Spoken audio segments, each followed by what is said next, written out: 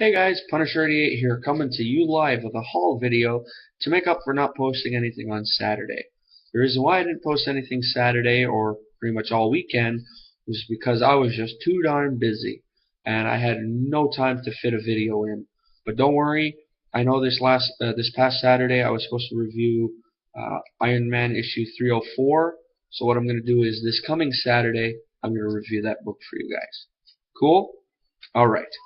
So as you guys may know, this past Sunday was Mini-Comicon, and I mentioned it and also posted a link for their website in my video from last Thursday. And so to anyone out there who went, awesome. I hope you guys got a lot of cool stuff. This was my first year going. I didn't go to the last one because I was busy, but I was saying to myself that when the next one comes around, I want to make sure I'm there. And when I heard that the entrance was only $5, I was like, oh, you can't go wrong with that. So yeah, I was pretty impressed. I liked that they had a little artist alley thing set up.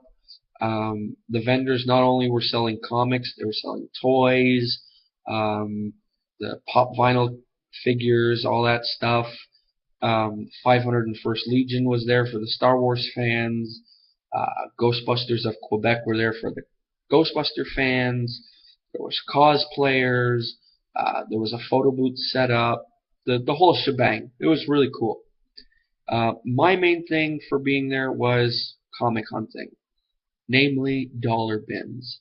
And I found a couple, but after looking through them, most of the stuff in these bins were not books that I collect.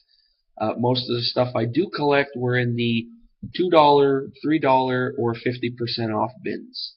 So, but mind you, even though most of the stuff I collect were around that price range, I did manage to get a good little haul. I got 6 books, and one of them I consider to be my book of the day. So let's get to my haul. The first book was Spawn issue number 5. This is now my earliest issue of Spawn that I own, and I'll admit I got into collecting Spawn very, very late. My first official issue of Spawn was from not too long ago with issue 248, and now I'm trying to collect from issue 1 up.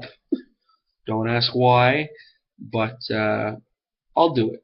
I'm finding it easier now to find the original series of Spawn books in dollar bins or whatever, and I got a good run from in September when I was at Comic-Con.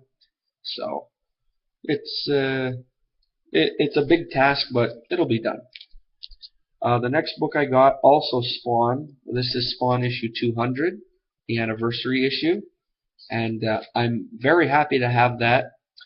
But now I realize when I was looking through the guy's box, some of the other books he had, I was like, I should have got those instead. He had issue 220, which has my favorite Spawn panel out of all the books in it. And the panel it's a picture of Spawn standing in a prison hallway, and along one wall that has all the cells, you have all these hands hanging over the bars, and they're all Marvel and DC heroes and villains. You have Batman, Doctor Doom, the Juggernaut, Spider-Man, I think Wolverine. It's a really cool picture. If you guys get the chance, Google it and you'll see what I mean. And he also had some of the what is it, like tribute covers, I think they're called. I wouldn't say parodies, but like I think it was issue 214 or whatever. The cover looked like the Watchmen books. He had issue 228, I think, is the one that looked like the Incredible Hulk cover that Todd McFarlane did. You know, there was a couple of them. So, but like I said, I'm not finding it too hard to find these books now, these little mini cons and stuff. So when the chance arises for for me to get some of them, I'm gonna snatch them up like that. Then I got 2 issues, since I got one of them at ToyCon a couple weeks ago, and I decided that whenever I find these books, I want to try and get them to, get a good run of them. Uh, it's the Marvel Comics Supervillain Team Up. This is issue number 3, and I know issue 1's a little pricey, but if I find it at a good price, I'm gonna try and get it. So yeah, so Supervillain Team Up number 3, and I got Supervillain Team Up, number 13. Got Doctor Doom there on the cover. Looks pretty cool. Then I got Iron Man issue number 294. Now, the reason why I got this is there's a first appearance in this book. Not of a character, but of a weapon. And it is probably my favorite weapon in comics. I don't know how many of you out there remember during the PlayStation 1 era playing Marvel vs. Capcom. Well, anyway, I do, and I used to play the heck out of that game till my fingers used to hurt from all the button mashing. And anyway, all my friends used to get ticked off at me because I always used to pick the same character, and I always used to pick Iron Man, and for one main reason, and that was always to try and get his special move, which was, I believe, called Proton Cannon. And it was so cool when it worked, because you'd see Iron Man during the attack, he'd be like this big, and you'd see this giant cannon about this big just drop down onto his shoulder, and he would just annihilate his opponent. And I used to freak every time that used to happen. And I don't know what came over me, but a couple months ago, I was thinking, I was like, did that ever appear in a comic book? And I Googled it, and I saw on one of these message forum things, someone asked that question, and I found out it was in an Iron Man comic, and it was in issue number 294. So for the longest time, I had it on a list to pick it up if I ever saw it in a dollar bin or something. And sure enough, when I was at the con yesterday, Sunday, I saw it. I picked it up for $2, and hey, now it's in my collection. So somewhere down the road, I'll probably be reviewing this for you guys, and we could see the first appearance of the Proton Cannon. So yeah. And then the last book, which was, I was saying, my find of the day, is also Iron Man. This is Invincible Iron Man issue number 80. No, I didn't pay $15 for it. This was in a 50 cent, I wish. This was in a 50% off bin, so I paid $7 for it. The reason why I wanted it is because this is a Jack Kirby cover. Not only is it just a Jack Kirby cover, this is Jack Kirby's first Iron Man cover.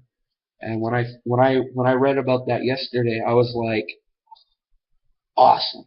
Because I love Jack Kirby's artwork. And they didn't call him the king for nothing. And anytime I get a chance to pick up any Jack Kirby stuff for a good price, cheap price, I'm on that like right away. And now I can add this to some of the other Jack Kirby stuff I own. I have New Gods number 2, which is Jack Kirby artwork. And I also have Marvel What If number 11, which Jack Kirby did the cover of that now. That too. And now I can add this to those as well. So that's my little haul for you guys. I hope you enjoyed it. As I said I think I said it. If I didn't, well, I'm mentioning it now. In February, there's, I believe, another mini-con coming to Montreal called RetroCon. It's more of a toy convention, but there's going to be some vendors selling comics as well. And I'll put a link in the description for you guys if you want to check it out. And if you like this video, awesome. Check out some of my other haul videos, as well as some of my reviews. Normally I do a review every Thursday and Saturday. Thursday being a current comic, Saturday being a back issue. And I also do unboxing videos since I'm a member of Loot Crate. So as my promise to my viewers or my subscribers, every month when the new crate comes in, I unbox it for you guys. Alright, so that's it for now. I'll see you guys later this week with your Thursday comic review. And if everything goes to plan, most likely video number 50. Alright? So keep it easy, guys, and I'll see you this week. Laters.